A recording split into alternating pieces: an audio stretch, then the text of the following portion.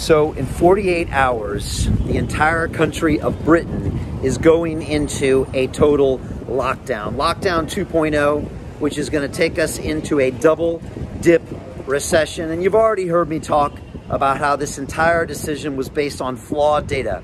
Flawed data from a study done in Cambridge that predicted 4,000 COVID deaths per day coming up this winter. 4,000 a day. And yet when you dive deeper into the data, you find out that it's using a completely flawed version of what a COVID death is qualified as, taking a 60-day window as opposed to a 28-day positive test window, which Public Health England has been using for months and months. But that aside, in 2 days, they're shutting down everything that is considered a non-essential service. What is non-essential? Because if you look at how this is going to affect my day and my week, it's massive. First of all, I can't go to the gym. I train every single day. It's how I maintain my mental health. It's how I maintain my sobriety. It's how I maintain my work output. It's everything to me, and now I don't have that choice. What else? I can't go to pubs, restaurants, coffee shops, and meet friends. I can't take my boys for cookies on Sunday. I can't take them to the bookstore on Sunday. I can't take them to the museum. We just went to Natural History Museum and saw the dinosaurs. I just took my son Caden to the Science Museum. All of these parts of their upbringing is now put on hold. But when you dive deeper, you find out that gyms are responsible for 1.7% of transmissions, that hospitality is responsible for 3.3% of transmissions. So between the two of these non-essentials, it's 5% of the COVID transmissions, 1 in 20. Why are we locking this down? It's not going to have any effect if you're trying to make massive effects. So why bother locking this down? And what about care homes? Care homes in this country have still not been addressed. And so I'll go on to say again, this is a completely disproportionate response to the virus. Our elderly, who are at most risk of dying from this disease, are being ignored.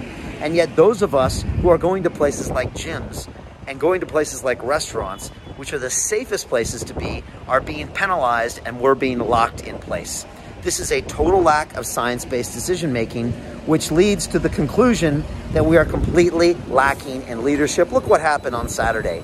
2 hours late, a press conference from a disheveled government that's making knee-jerk decisions at the last minute because they have leaks inside their cabinet. I mean, this is ridiculous, and you and I are paying the price for it with our families, our younger generation, Generation COVID, and the mental health that we are going to sustain the damage by all these things taken away from us. And what about the economy? I'm not even mentioning that. We are taking massive hits here. I was speaking with Virgin Active today. They said they've lost half of their members, and they're potentially going to go out of business with this lockdown. This is absolutely going to kill them. We've got to take action now. We've got to stop this madness. We need new leadership. We need a proportionate response to the virus. We need science-based decision-making now. We've got to get out of this lockdown. We got to get London back to work. We got to put our health first, put science first, put education first, and just make intelligent decisions. And that's why I've decided to stop talking about it and start doing something about it. That's why I'm running for mayor. To be honest, I've got much better things to do. I've got a business to run. I've got content to broadcast, but I have to do this because no one else is going to step up and do it. Our current mayor is crusading for lockdowns, and he spends most of his day trying to point the finger at the other party, who points the finger at the other party. Meanwhile, you and I suffer. The 9 million citizens of London are suffering while they're playing their political gamesmanship, which makes no sense to me, and I don't care anymore. These politicians have vested interests that I don't understand and I don't want to understand. I just need somebody to get the job done.